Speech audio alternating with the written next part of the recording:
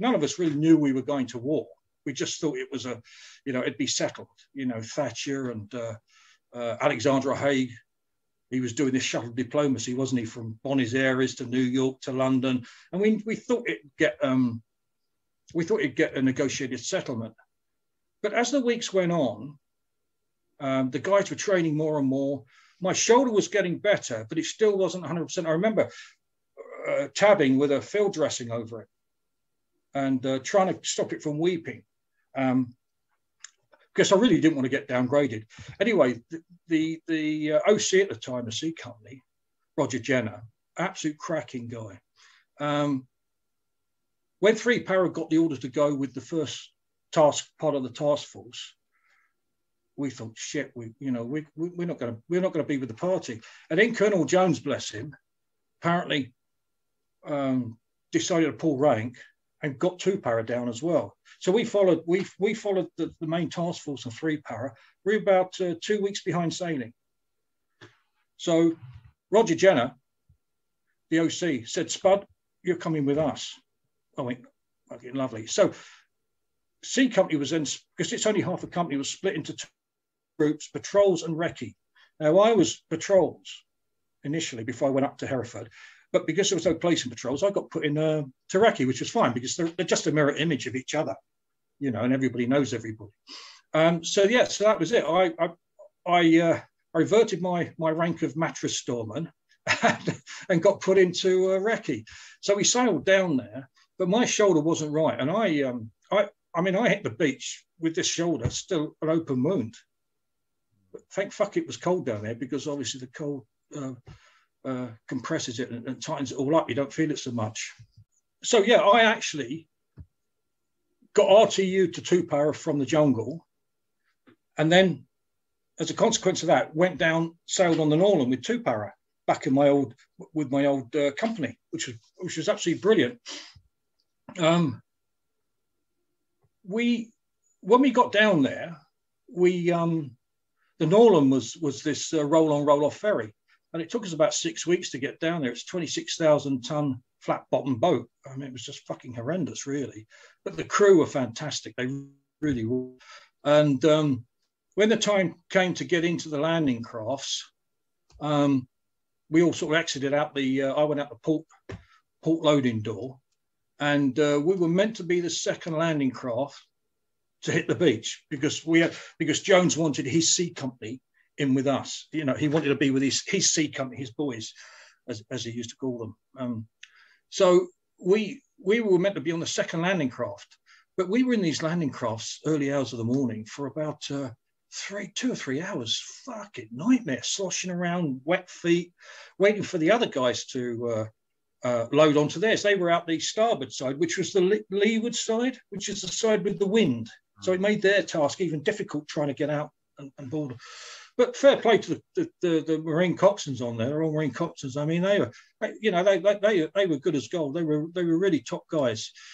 So then when all the landing craft were ready, we all then sort of shot off, as you see in the films, early hours of the morning, naval gunfire and all that, thinking, fuck, this is going to be horrendous, because there was no firing back at us when we were still in the landing craft, and we thought we were just going to get slaughtered when we hit the beach, because that would be the obvious thing to do, wouldn't it? How many aircraft, you'd know how many landing craft were coming towards you, and then you would just wait and you just pick your time. You don't shoot at them unless you've got anti-aircraft or naval guns on board the up in the mountains. You just wait until they drop the ramp, and that's what we thought. Then we found out we were lead landing craft, so that made it even worse. That just, for fuck's sake, because the landing craft that should have beached first got stuck in kelp, which is that seaweed stuff which surrounds the shore of the Falklands. So we hit the beach first, unopposed landing, thank fuck. Unbelievable. So we ran up the beach, as you do. We met with some SBS lads and SAS guys, because they were monitoring the beach.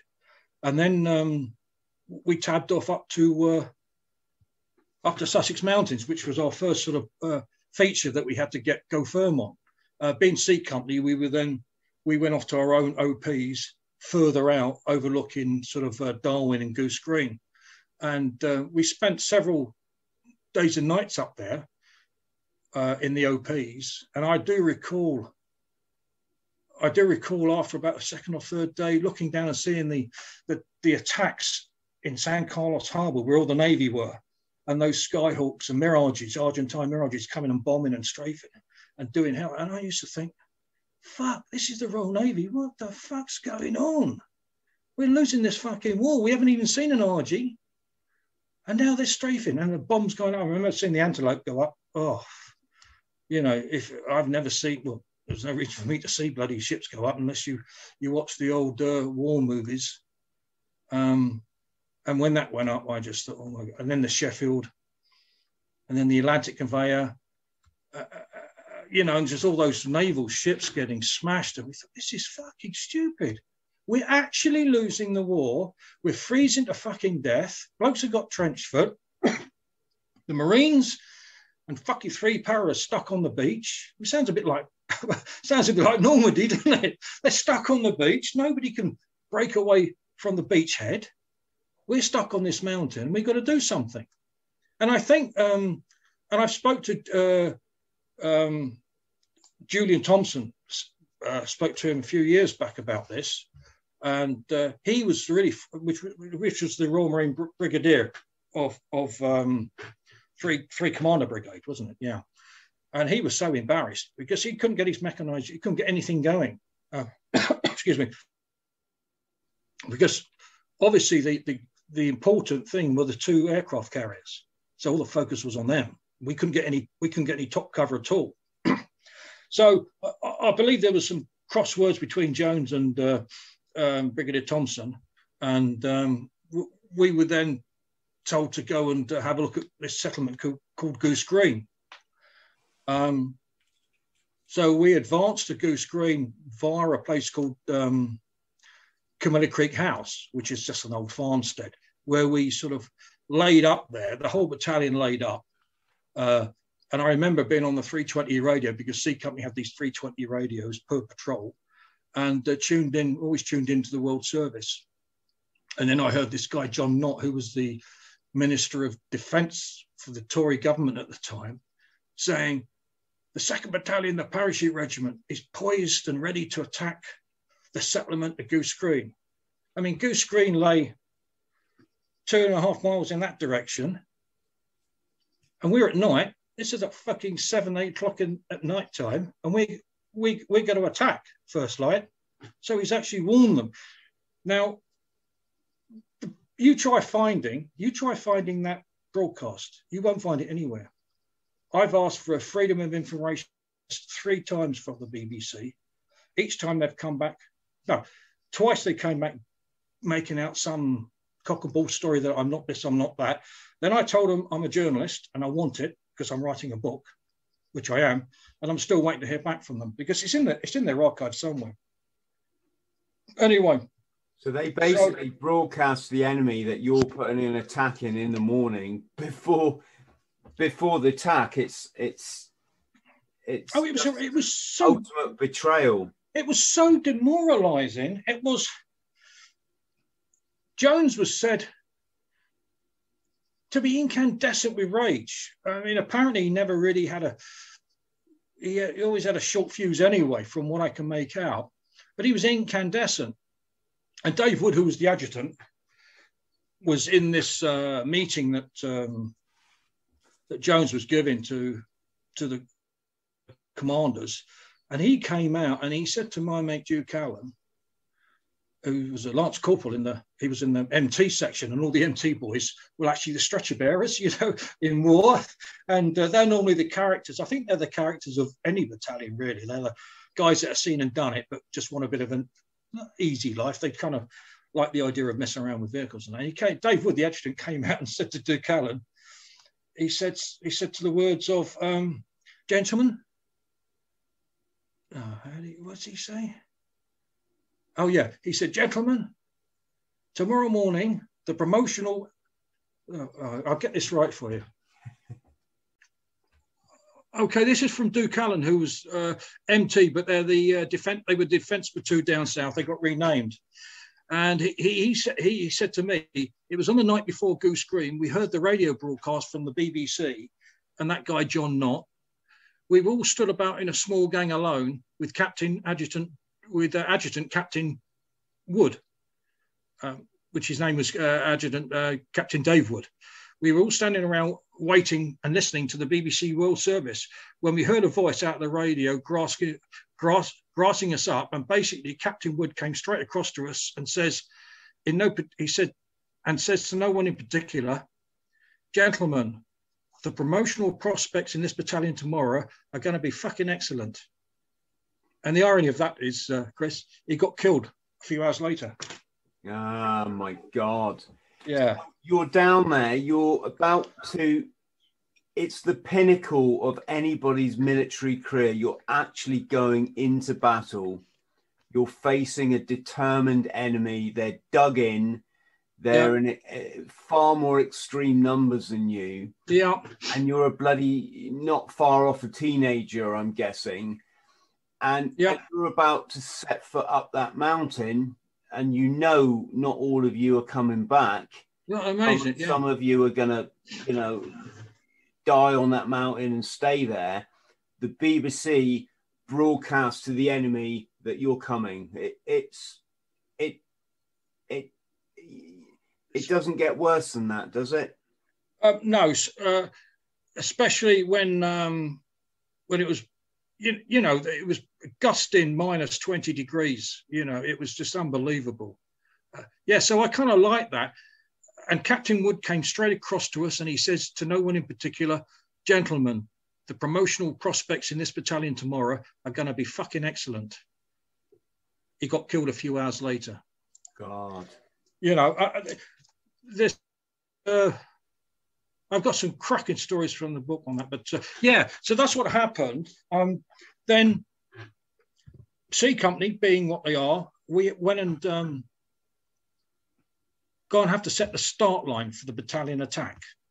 Now, for guys that are listening and girls that are listening to you have to have a start line to do an attack. It's an imaginary line on the ground where a battalion lines up, ready to go and advance to contact. That line has to be found. And that was my task for A Company, to go and find the start line, which is close to the enemy, but not close enough for them to see you or hear you. So myself and my little patrol with a guy called Ken Rayner, who was a force crew, we led A Company into the attack. Then other parts of C Company led B Company to their start line, and then D Company. A Company were the first to attack. They attacked a position called Bocker House. Now, of course, once you attack, you obviously your element of surprise is gone, obviously, because you start shooting, and anybody for fucking miles around knows there's something happening. So they started to attack. They took their position, and a company attack. First company attack the parachute regiment had done for, I don't know, probably since Radfan or something like that. And no one was killed. There's been absolutely few crazy stories there. But what happened was the Argies had bugged out a few minutes before, and it was a night attack. So there's Shimulis going up. There's machine guns going off. A typical sort of night attack tracer going all over the place. People shouting, people screaming, grenades being thrown, and it was all over in about sort of 3 or 4 minutes. And then you hear these Spanish voices. And they're like, guys are going, "The fuck's that fucking Argie? Put your hands up, put your hands up." And it turns out that there's these three homesteaders in there, and a dog. And one of the blokes says, "Why the fuck are you speaking Spanish?" "Oh, we don't know. We thought you were Argentinians." "Oh, we're fucking too para." That was. But the strange thing was, before that attack, when we laid the start line, obviously we then had to pull back a bit, and it was really, really blowing a gale. And we all got all-round defence. And then I heard these squeaking tracks like a tank coming. I thought, fucking crazy. I listen and listen and listen. As you know, sound travels a long way at night, but it sounded really, really close.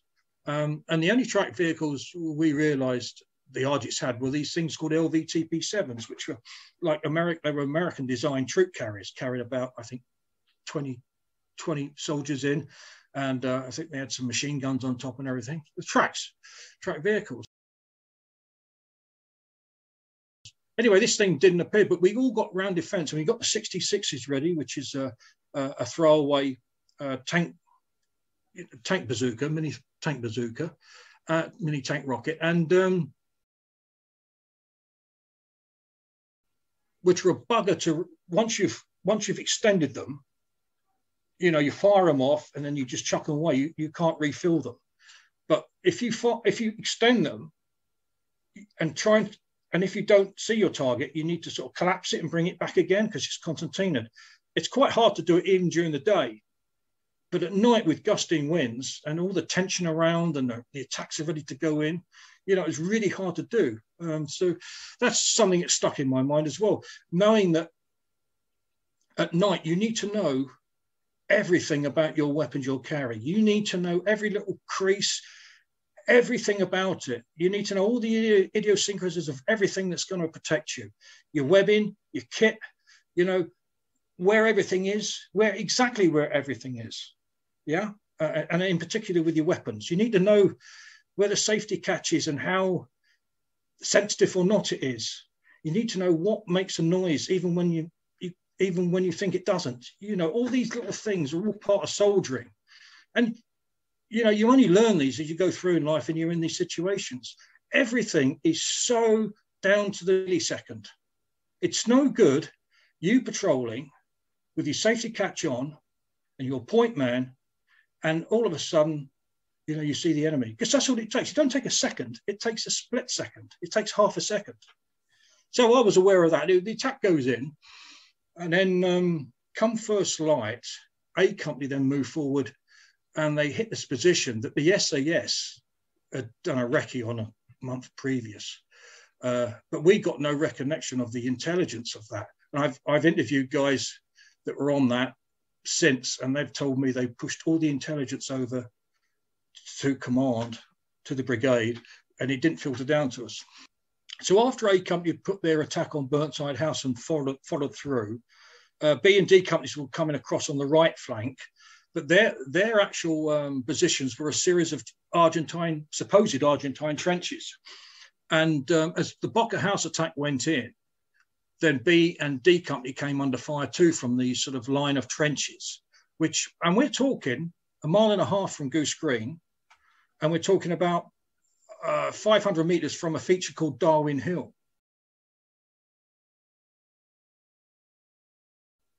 Okay, which is a sort of a rolling pimple in front of Goose Green. I mean, we're heading south. We've got the sea on both sides because it's an isthmus. We've got the sea on both sides. The isthmus is only about 0.5 mile wide. Okay. Darwin Hill was right by the sea on the left. Bocker House was right by the sea on the right. And you've got basically a line of extended line of paratroopers, A company on the left, B company in the middle. Wrong, B company on the right, D company in the middle. They did change later. And you've got C company now coming as reserve company. We're only half a company strength. So we're bringing up the rear. So as light starts to come in, and in that part of the world, it normally gets light about 10 o'clock in the morning because it was May time. And there was a bit of a firefight going on to the high ground to my left. Okay, there was the odd sporadic fire going. And thinking nothing of it, just probably taking out a sentry, an Argentine sentry. And all of a sudden we got rained down with mortars. I mean, literally they just came down on us. And you could hear them because they make a plot. And you can basically, sometimes you can see them as well. And they just come down and just came rained us all. They caught us out in the open. And the only thing that we could do was run forward to the feature of the bottom of Darwin Hill. Now, before that, we all hit the deck. and there were mortar rounds coming down. There must have been, over a period of about 3 or 4 minutes, 30 rounds come down. Some of them weren't going off. One of them landed right between my mate's feet, literally, within about 4 foot away. It just went into the peat and didn't explode. A few of them hit the rock because basically the terrain was all tufty grass with rock. And I decided, I just went, fuck this. I said, right, I'm going to move. I'm going to move on 3. 1, 2, 3. And I got up and ran. And all of a sudden, my mate JY shouts out, Spud! And I turn around, I see this. I just see it. Well, I thought I saw it. I stopped and it exploded probably about 10 feet away from me. And it was all tampered by the peat.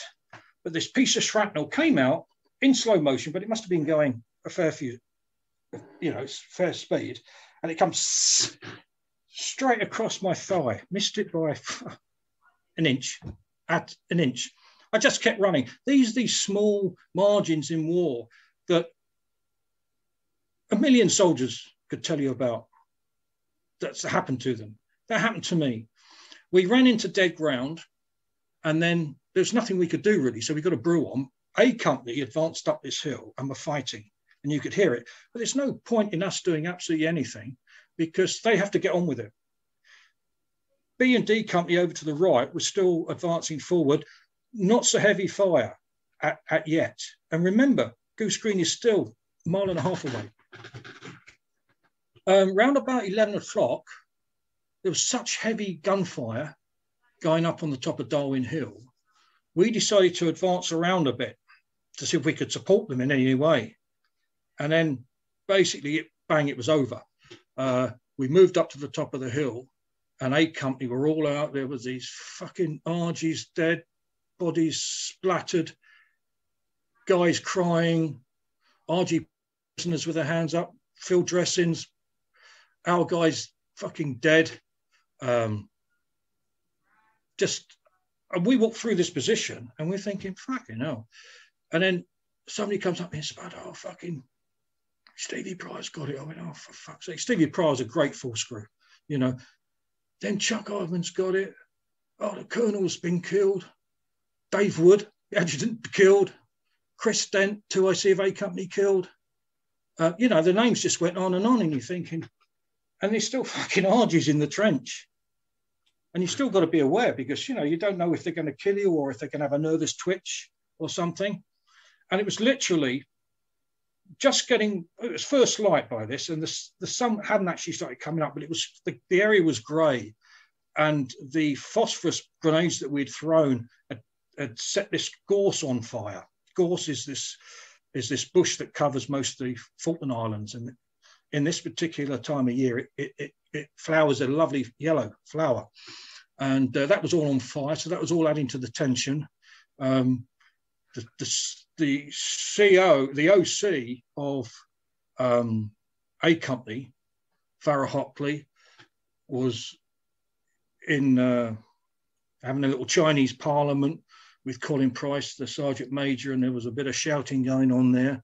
So you're thinking personalities, tension high. A couple of blokes missing, Monster Adams, Steve Tuffin missing, presumed dead.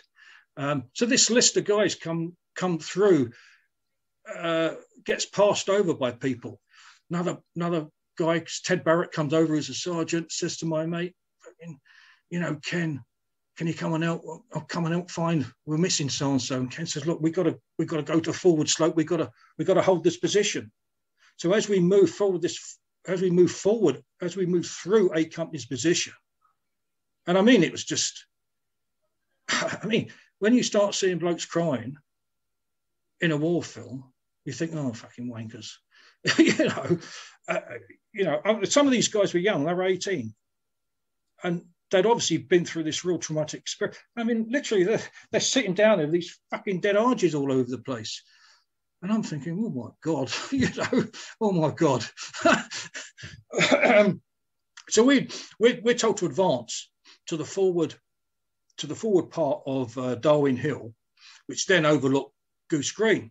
So we're advancing, and the rest of the guys, the battalion, are clearing up, doing ammo restats, getting getting the wounded, you know, the injured and all this business, and doing body counts and shoving off these RG prisoners and stuff, and who, as far as I can make out, were proper soldiers. I mean, they were the proper dude on top of that on Darwin Hill.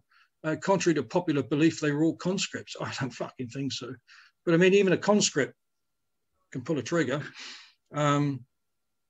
So yeah, so we move on ahead to secure the southernmost part of this feature, and we get there, and there's this billiard table sort of land that just goes all the way down into Goose Green, like a flat as a pancake, and the settlement you can see, but to the right and forward is the excuse me, is the airfield. And there's Bakaras on this fucking airfield. These Bakaras are turbojet ground attack aircraft. I mean, they're just absolutely horrendous pieces of kit. We were more scared of them than the Mirages or the Skyhawks. And I'm thinking, fuck, you know, what is going on here? All the screaming and nonsense is still happening behind us, but we're having to focus on in front. And then I can see all these hundreds of them, all on the airport, which is a grass strip really, and all in front of Goose Green. And I'm thinking, fuck, can't they see us? Why aren't they firing? Because we didn't know at the time, but they had these Oerlikon guns, 30 mil cannons, anti-aircraft guns. Well, you would do if you got an airfield, wouldn't you? You'd secure it with these anti-aircraft, which they later turned into the ground roll.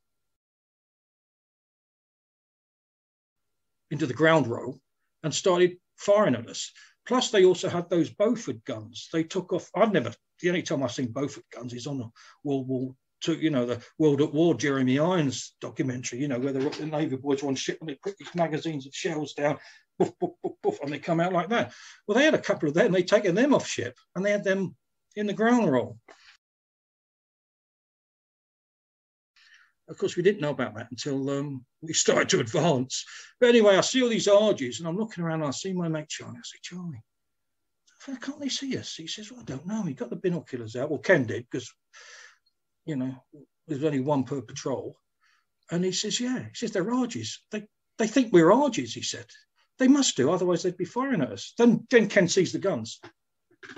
So that was it. About an hour later, well, it wasn't. It was about 40 minutes later because they wanted to keep the momentum going. Chris Keeble, the 2IC of 2 Para, took over, Major Keeble. And basically, we had to keep the momentum of the battle going. And C Company were ordered to advance down this slope, while D Company and B Company, who were still fighting their own little fights with trench positions over to the right. So Ken says to me, right, Spud, we've got to go down the slope. I said, you're fucking kidding me, aren't you? He says, yeah.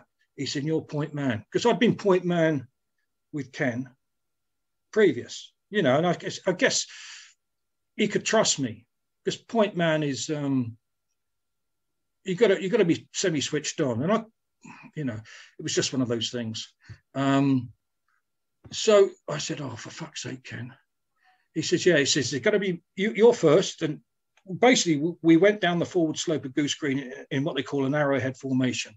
So there was me at the front, 2 guys behind me, then 4, then 6 or 8, and then it sort of went out like a wide arrowhead. And at a distance back, probably 30 feet, would be the HQ and the signals element with Major Jenner, Roger Jenner. So we advanced the contact like that. I fixed bayonets.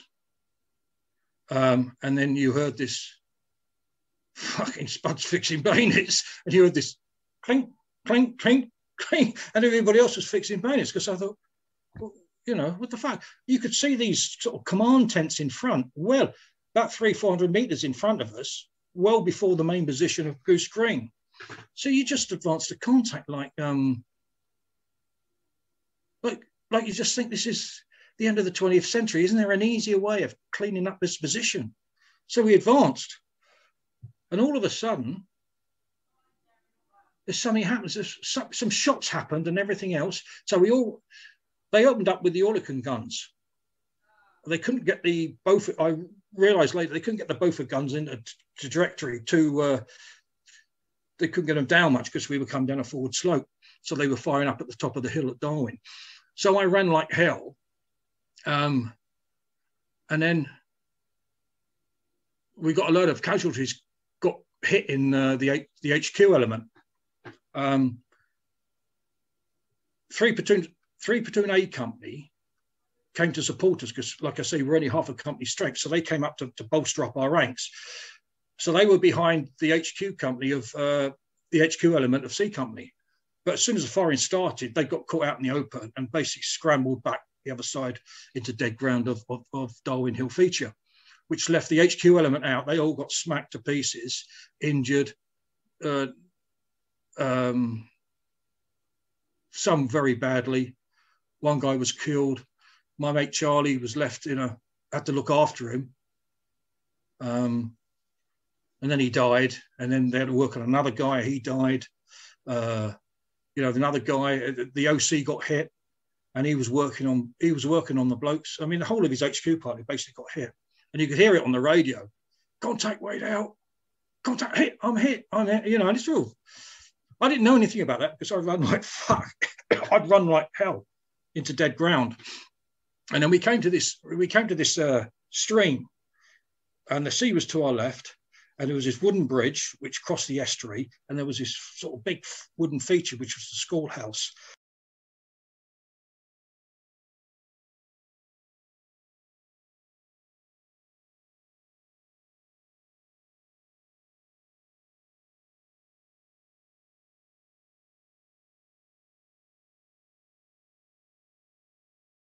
And then there's actually no way we would cross on that bridge. So there was a sort of a roadway as the culvert, as the re-entrant went into a bit of a river, then a stream. There was a road bridge across this culvert. So we managed to cross there, and we got into this area around the dairy, and there was fucking orgies everywhere. And blokes were they were popping out of everywhere, and you were just having to take them out. I moved into a trench, which I thought was command trench, threw a white phos into it. And of course, these white phos grenades were, like we call them, fused instantaneous. Because as soon as you threw them, they've gone. So we didn't know that until A company started throwing them and then warned everybody else.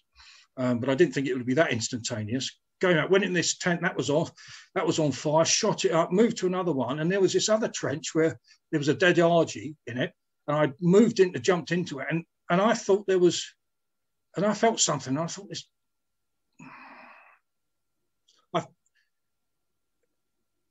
I don't know if this lad was dead or not,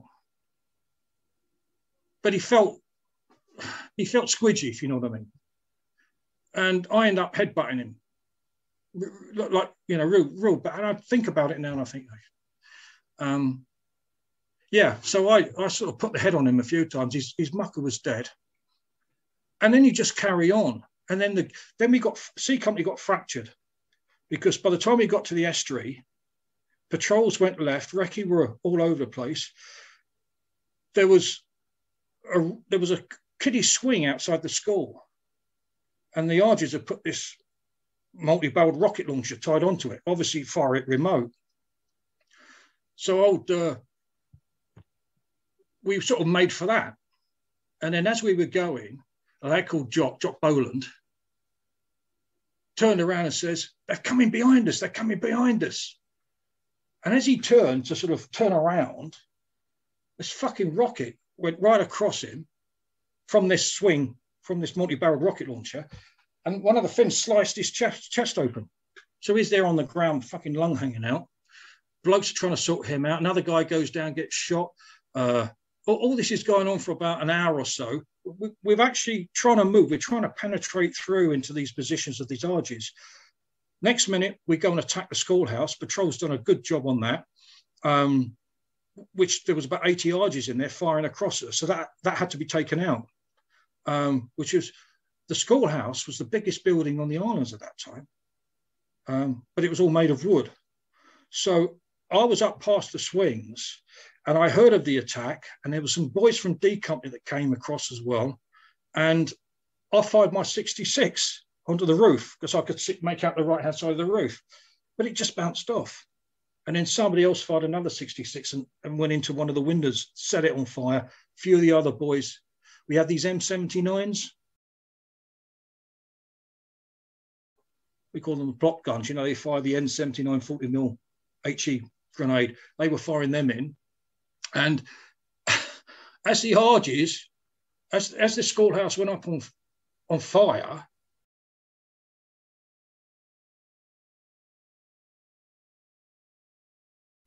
the arges were escaping out the back, and because it was right by the scene, down the re-entrant, down the behind the estuary and onto the beach, and obviously back down into the Goose Green. And that's where the blokes had a bit of a turkey shoot there.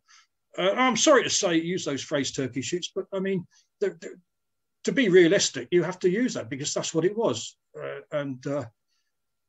You know, you look back at it now, 40 years later, 39 years later, and I've got no regrets on anything I did there, because at the same time that's happening, my mate Mino, who's a young 18-year-old lad, had the problem with the white flag, literally 50 metres to my right. He was part of D Company. They were going to come over and give us fire support for the schoolhouse, but he didn't make it because the Argies had a big Argentine flag up.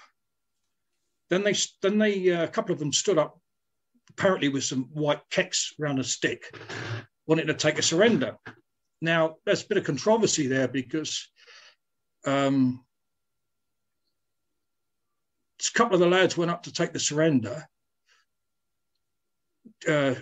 from, I think it was, I'm not sure what platoon it was in D Company, but the officer was Jim Barry. He went to take the surrender, and Mino was saying, "Don't fucking go up there, boss, don't go up there." So he went up there, and Paul Sully, Corporal, good mate of mine, Sully, and Mino, not Mino, Nigel Smith went up, Lance Corporal, with the boss, with Jim Barry. And basically they got wiped out. They got wiped out. And because Dave Mino, was meant to give us cover and fire on the schoolhouse, he couldn't. He had to then turn around because he'd seen the Argies laughing at him. The Argies were laughing at Dave. That's what he was telling me. He said they were laughing at me. He said, "I'm 18. I went to fire it and the gun went click." And Dave said, "I started crying because I couldn't support my mates." And somebody shouted to him, you know, "Get the SPW out, spare parts wallet." And he did. He managed to clear the gun and get it. And he started shooting. And they sort of took out these Argies with the white flag. Not before 3 of our guys got killed under the white flag incident. Jim Barry fell on the barbed wire fence. And after a short while, after the Argies had all been shot, Taff Meredith, who was a sergeant at the time of, I think it's 10 platoon, went up to Jim Barry and said to it, and Dave Mino, the machine gunner, 18-year-old, was telling me the story that Taff was talking to Jim. He was saying, "Sorry, boss, I've got to take your map, I've got to take your binoculars, I've got to take your compass, you know, and I'm going to look after the boys, they'll all be all right." And old Dave says, he went up to Taff and went, "Is he still alive then?" Being an 18-year-old, "Is he still alive?" And Taff went, no, he's not, he's dead." "Why are you talking to him?" "Well, it makes me feel good." I mean, beautiful little story in the middle of war. So what happened when that white flag happened? Then we did the schoolhouse. We ended up with about 20 odd Argie prisoners down by a little stone building called the Dairy, which was by this bridge we'd all gone over. And I later found out that the area we were attacking, where the Argies had dug in, was basically a pig farm. And they'd used all the pig sties as they'd turned them upside down, and they'd used it and dug them in as overhead cover from protection. So there's all these trenches all around there. And the Argies were all over the place. I mean, and then we were getting shot at by our own blokes from behind because they couldn't make out who the fuck we were. And after about 15, 20 minutes after the white flag and then the schoolhouse burning down, sort of, I and a couple of other guys had gone right forward because we wanted to see Goose Green and wanted to see what the score was. And there's no way we could have got into Goose Green because there was just too much fire. You just couldn't get, the Argies were firing everything at us. I then came back and seen all these prisoners all laid out down by the, what they call the dairy.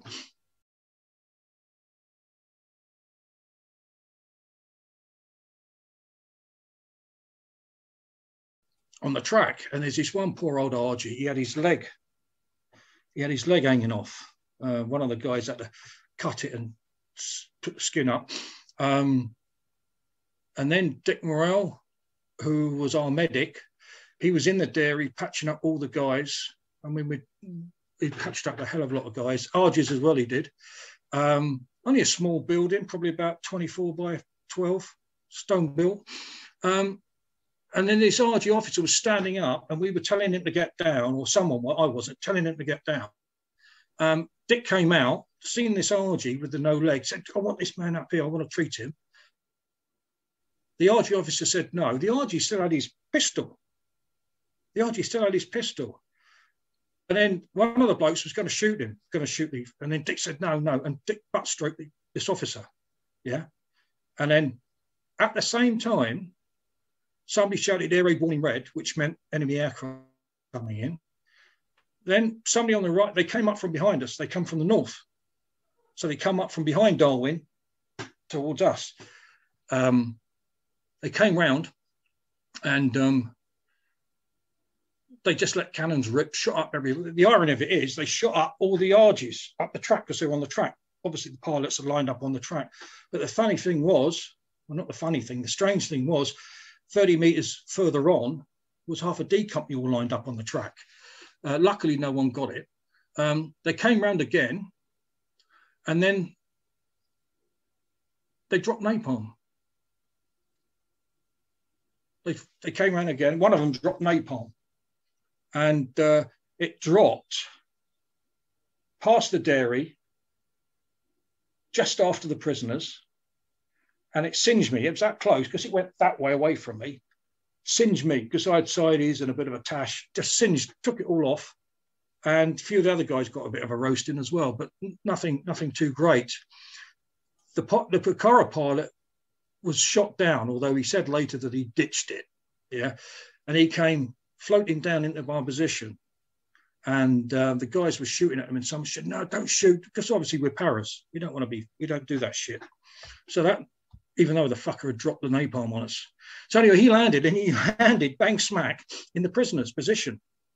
And Sid Higginson, who was a sergeant of C Company, RIP now, ordered him to pick the Argie up with the no leg, and he didn't. He said, "No, I'm not going to pick him up." So he got butt stroked, and then Sid out his badge from his flying jacket. Then he eventually did pick up this Argie, this young lad with the fucking leg gone below the knee. After that, there was still the odd sporadic gunfire going around. Still a bit of killing, but most of it had died down. I mean, I suppose these days you'd still think that it was still a war going on, but considering what we'd been going through, I mean, it'd been 14 hours since we started on this escapade, and it was just unbelievable because it's amazing how the human spirit is there, and you get strength from achievement. And also, it's like a bit sort of, courage is courageous. Courage is contagious. It's also courageous, but courage is contagious, and that's how we felt. But we realised that we weren't winning this war at all. There was no feeling of adulation and victory. I mean, we had no idea what was going on. We had no idea what our losses were. We had no idea that our mortars, 2 tubes, fired over 800 rounds in that period. We realised they had no more mortars left. They couldn't get them up. They could not bring them up. We realised we had no ammunition left because we were using the Argies. They had the same 7.62, but they had the folding stock SLR, which was a better weapon because it's semi-automatic. And we had no idea what was going on outside of our own little group, I suppose. As the light faded, so did the gunfire. And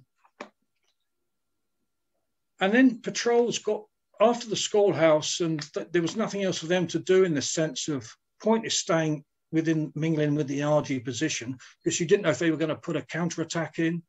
We didn't really know how much force they had, you know, in the settlement of Goose Green. I mean, we were told by the SAS reports that there was only 400 lightly dug in soldiers. Most of them were aircraft technician for the Picaras. That's what we were told.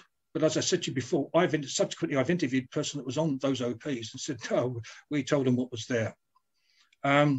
So patrols were then pulled back to the top of Darwin Ridge. D Company and B Company were still left in position. They had their battles to fight. They fought on Bocker House and all these trenches. And there's some fantastic stories of heroism there. But, you know, that's for another time. Then with Recce and myself, I didn't know, there was a couple of us around. I didn't know who had been hit. I thought we'd all been killed. Roger Jenner, the OC, Roger Jenner, the OC, I'll start again. Roger Jenner, the OC, who had been caught out in the initial burst of RG fire, his HQ group got absolutely wiped out. Because he wasn't that far down the forward slope, managed to make his way back. He was injured. He had a big shrapnel wound on his shoulder, and he refused to go to the RAP because once you were injured, and that was apparent back on Sussex Mountains. Once you were injured, the rule was you would go back, you would go to Ajax Bay, then get flown off to one of the casualty ships, and you wouldn't come back again. So Roger stayed up on Darwin Hill, wanting to know what happened to his company. And Dave Charlie Brown, who was the clerk for C Company, you know, fully fledged paratrooper, in fact, a classical trained musician, actually, should have been a Royal Marine. So, he went up to the boss and says, boss, he says, are you all right? You should go and get your shoulder sorted. He said, no. He said, I've lost my company. And Charlie says, well, we don't know yet, boss, do we? We don't know yet. I've lost them. They're all gone. But as patrols slowly made their way back up, Charlie went over to see the boss and says, no, they're coming back. Look, patrols are here. And, you know, Paul Farrow, who was the OC patrols, turned up, and, you know, people started dragging back. And then eventually I made it back up, but not before we had loads of casualties, you see. And somebody had to look after the front line. A lot of D Company lads came over and looked at protected the forward edge of what we saw our furthest line of exploitation so far. They secured that. And we had to get these casualties back. We had loads of casualties. The fucking blokes were just screaming there. Oh, it's just awful, absolutely awful. So we were so desperate to get these guys back. So we found a wheelbarrow and we put Smudge Smith in, who had a big open wound and he was screaming like a stuck pig. So we managed to sort him out. All the Omnipod was gone, the morphine. I mean, you don't give your own morphine out because you might need it. So all the lads and all the medics had used up all the morphine and stuff. So we had all these injured to sort out. We had one lad from D Company. I mean, he had a drip in him, and he was all over the place. Because when the napalm attack happened, when the fucking napalm came in, he did a runner across over a barbed wire fence and kept on running. He'd been shot 3 times, and he still kept running. So we had to sort him out, and loads of others. Anyway, so what happened was Paul Grundy, who was Lance Corporal, who was our radio op for my patrol in Recce, called up, said, well, you know, we need casualties. And it's dark now. You know, it's dark. Firing's down. The smell of cordite in the air. Bonfire still going off. You know, the gorse is still burning. The wind is whipping up. Smoke everywhere. We've got these arges all over the place. Somebody quite rightly said, right, move them up. So they walked them up. A couple of lads from C Company walked the arges up. You know, there's 20 or 30 of them. and we hadn't really had time to search them all because it was in the middle of a battle. Just thank God none of them did a runner. So they were out the way. And then Paul called up and said, we need, Casevac. We need Casevac quick. And we said, we can't. What's name came back. Because we were C Company, we had a different net. We had the battalion net, but we also go back to brigade net. So luckily, a pilot called John Greenoff, scout pilot, who had worked with Tupara in Kenya the year before when Tupara on this trip in Kenya, heard the call. And he was told, no, you can't. There's no way you can do it. You can't fly at night. This too dangerous. The rounds are going off. You can't do it. You can't go over you cannot break the ridge into Goose Green. So John said, fuck it, I'm going. So him and this other pilot, his Oppo, a guy called Richard, I think, they took 2 scouts off, flew over the ridge. So much fire, it drew so much fire, they went back. Okay. And then John thought, I'm not, and this bloke's Paul's on the radio, come on, we need casualties, please, we need casualties over. And John said, right, we're coming. So they start flying over again and they're hovering. And then Paul's going, I know this because this is an interview I did with John Greenoff, the pilot. Paul was pleading with him. Please don't go. Charlie 1 Zulu, please don't go. Stuff like that. So, which was John's call sign. So they come over and they fly past us. And Paul's gone, you've gone too far. Getting all the frigging arges. So they turn around, come back. And then I bought this Scout on a 110 flash of a camera. A couple of the other lads had these right-angled torches, the right-angled torches. But I always like to think it was my flash and John confirmed it, actually. He confirmed I saw the flash. I said, I wasn't sure about flashing because you think it might have been a gun flash or a muzzle flash or something. He landed his Scout. They threw a load of ammunition out. And then we bundled Jock, who was in a bad way, Jock Boland, Rocket Man we call him, in a pod, because this thing had a pod on. Smudger went in and all the other wounded, we pulled them in. And it was so overladen, this helicopter, this Scout, that he couldn't take off. And I just said to John, what do you mean you couldn't take off? He said, couldn't take off. What you guys did, you all got hold of the skid and I can't remember this, but John and I've had it clarified by a couple of other guys that were there. He said, yeah, he said, can't you remember, Spud? We all got hold of the skid and we lifted this Scout off. And that's what we did. We lifted it off. And these boys were covered in blood and everything. And John got the DFC for that. Should have got the fucking VC DFC barge, Unbelievable what he did. So that was it. Then nighttime came. Then when all the adrenaline rush is gone, you start feeling cold, very cold. And then you start feeling hungry. All your senses, these senses you don't need at the time, all start coming back to you. I mean, your body's been shut down and all it uses is the brain, your sight, and your senses, certain senses it uses. But when that threat is drifted away, other senses come back, and hunger is one of them.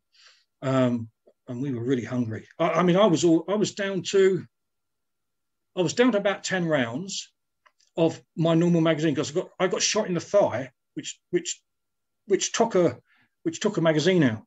So I pulled it out. I stuck the rounds that I could get down my smock, so they were still there. I had some RG. I had the RG FN on that, and I've still got the round. I've still got the casing where the round went in. Amazing, isn't it? I stuck it around my dog tags. Still got it. Don't know how I kept it. It's just one of those things. Anything goes down the smock stays, doesn't it? Because you've got the belt there. Even your Mars bars and stuff. So yeah, come last night. Eventually made ourselves. We sort of walked back up the hill towards Darwin Ridge. Very, very cautious because we weren't sure. There was no password. We didn't know about a password, and the guys are twitchy, of course. And it's dark, but we just assumed and hoped that they would know it's us. So we managed to go up there, and I slept in the burning gorse. Well, didn't sleep, just sat there, sat in this gorse. Excuse me, we all sat in the gorse, absolutely bollocksed. None of us slept. Got a bit of a scoff on, got a brew on, which is amazing what a brew does, doesn't it? You could be in the most shitty situation anywhere, but you get a fresh hot brew on, and it's beautiful. And then we did that, and then we didn't even have the effort to talk. We were just so fucking fucked. But we were ready for the morning. We were ready for the counterattack. We were ready to go in there. We were ready to go in again. I mean, it was the way it was. It's just the way it was. Morning came, and I didn't know what was being plotted during the early hours, but Chris Keeble had managed to get a couple of RG prisoners, and then try and sort out a surrender. And of course, they went to take the surrender. Terms of surrender were worked out on the airfield, and the battalion marched into we sort of patrolled into Goose Green. I mean, because we were fucked. C Company were absolutely fucked. B Company had to hold their position. A Company had to hold their position. D Company had to hold their position. So it was only the HQ elements and Chris Keeble that went into Stanley to take the surrender, followed by us. We came in a bit later, and all that jubilation. I'm not knocking the lads. You see those famous pictures of Ken Lakoviak and Hank Hood, God rest his soul, cracking medic.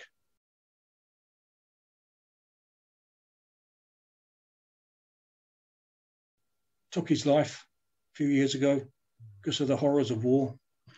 Drinking the whiskey that the locals had given him. I mean, I've asked about these to guys that were with me at the time. I said, we were so bollocks, we just wanted to sleep. We couldn't, although it would have been nice, it wasn't even in my vocab to socialise. I mean, I was so wound up like the rest of us. We were killing machines. We were just fucking awful young men. Fucking awful. And that's what it is. But fair play to Ken and to Hank and the rest of the boys drinking, And Hank had a real shit war. I mean, he was patching up his mates. He patched up a lot of his mates. In fact, they actually found this guy called Steve Tuffin, who I mentioned earlier. He was one of the first to go missing on the attack on Darwin Hill with A Company. Got shot, bang, straight in the head. Fucking square on in the brain. And he laid there for 8 hours.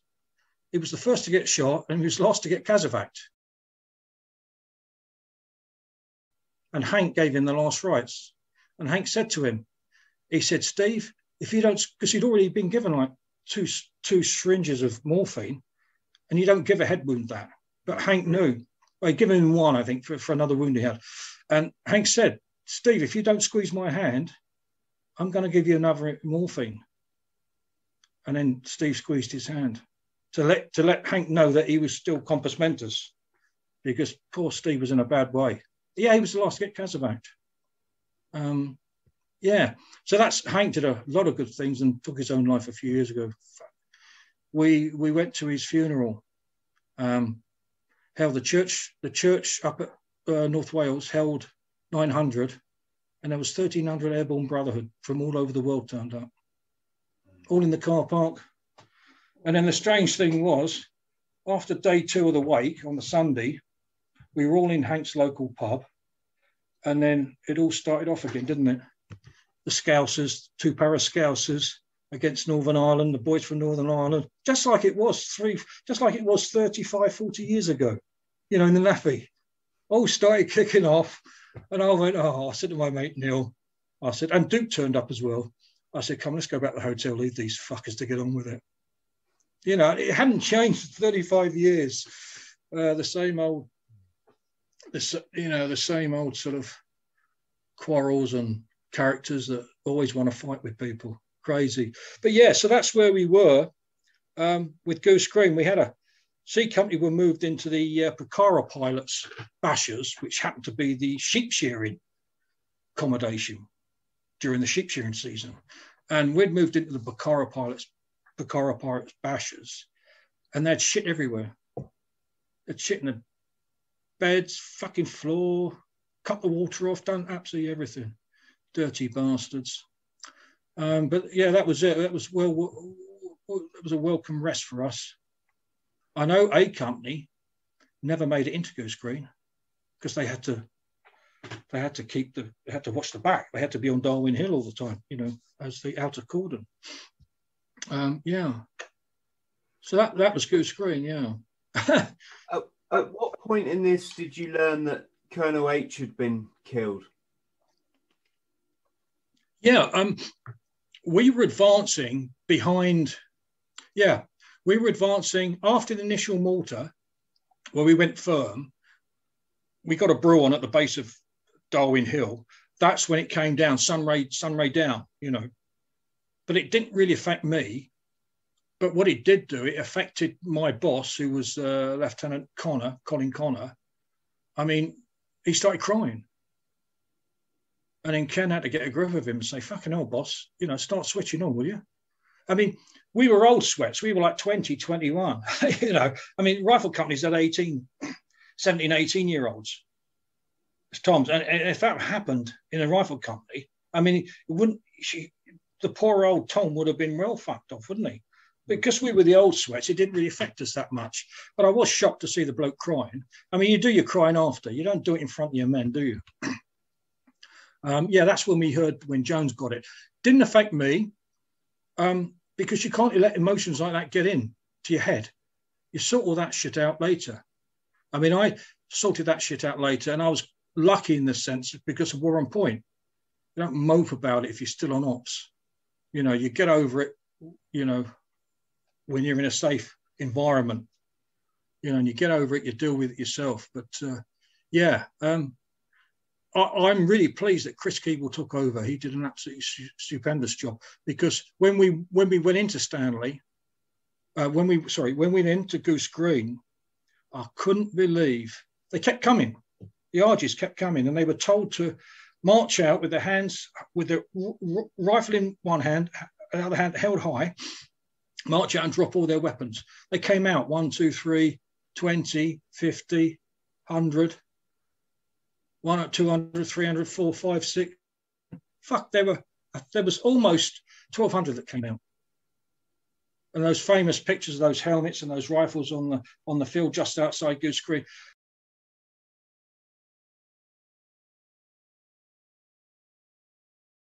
And not only that, the Pucaras were still on the airfield.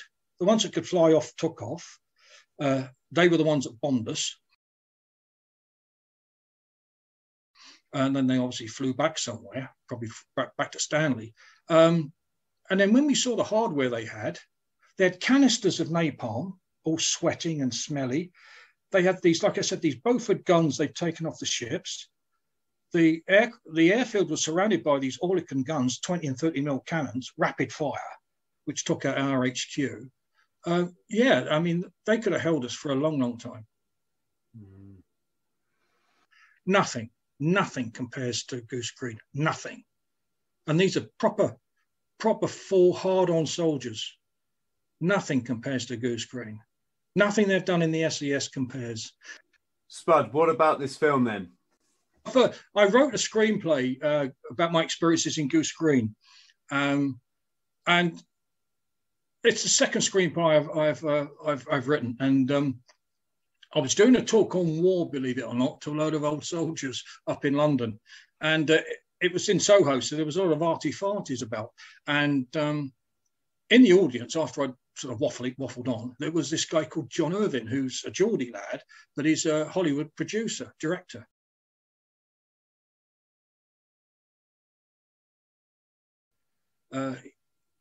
He done Robin Hood, and Hamburger Hill is probably the famous war movie he's done.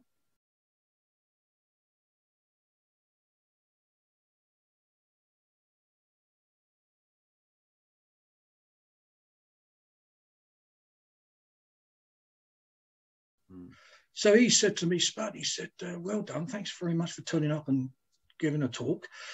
And then I sort of pushed my script, and he said, well, I'd like to see it. And I thought, well, okay, I'll send it off, you know, and not expecting to hear anything back. But within about 10 days, he came back and said, yeah, I want to do this. And that was brilliant. I mean, that was fantastic for him to say that. We have been looking. We want to film it in the UK. We want to film it in Wales, down at Brecon, Sennybridge, actually. Sennilager down there. There's three main characters. There's Colonel Jones, VC, who we've got in as a cameo role. There's Major Chris Keeble, who took over from Jones for the battalion, and of course there's me, because I've written the script around my eyes. We did have we had Henry Cavill, his people, look at it, because I fancied him playing Chris Keeble. And we haven't heard anything back. I think his production company, only because I thought maybe his brother been in the Marines. Is that right? Is he in the Royal Marines? Or was? I think he's just very passionate about the Royal Marines. It's Henry, isn't it, his brother? Right. Henry Cavill. No, Henry is the actor. He's the Superman guy, isn't he? Yeah, he's the Superman. Yeah, I know the feeling. Yeah, but yeah, no, he's he wears like the Globe and Laurel on his lapel and stuff. Does he? Yeah, I've seen him do stuff like that. Well, I'd love to get a message out. Any Royal Marines out there that have a link or anything? For Jones, I thought I kind of liked Tom Hardy. But he's very hard to get hold of as well. Obviously, the actors we did have, because of COVID now, we're still negotiating stuff, and we hope to move into pre-production June, July this year, because that's when they're going to lift the restrictions. We were going to go overseas to Estonia or Bulgaria to film it, but because of COVID. But now we seem to be getting on top of COVID, and and we still want to shoot it in the UK, and hopefully it'll be out October next year. The 40th anniversary is May, and I think September, October next year, it'd be great if it comes out, and it'll be a cracking war movie. You know, let's fingers crossed anyway.